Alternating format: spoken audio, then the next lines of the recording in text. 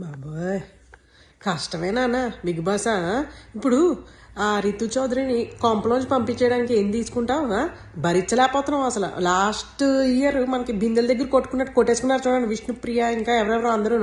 అదే as it is series 2 అనమాట ఇది. అప్పుడు పార్ట్ 1 ఇప్పుడు పార్ట్ 2 పెద్ద తేడా ఏం లేదు, ఇంకా కొంచెం దిగజారిపోతుంది.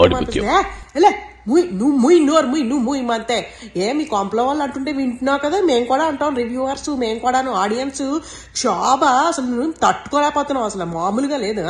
ఆ మగ జెంట్స్ ని బతకనివ్వరు కొంపలో. ఈ అక్కయ్య ఎస్పెషల్లీ రీతు అక్కయ్య ఆ నోరు వేసుకుని పడిపోవడం ఏమిటో, కొంపలో వెళ్ళిపోవడం ఉంటుంది. దానికి తోడు ఈవిడ ఒకటి మధ్యలో కామనర్ అక్కయ్య పేరేమిటో శ్రీజ దమ్ము.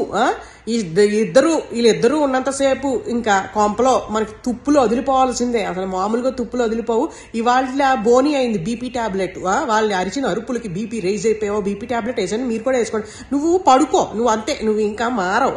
సరదాగా అలాగే రీతును తనుజ అక్క మధ్యలో దూరపోయావా వెళ్ళి తుక్కు కింద కొట్టేవారు నిన్నిద్దరు, నువ్వు బిందులు ఇచ్చుకుని. ఏటో నువ్వు నీ కొంప అసలు కొంప.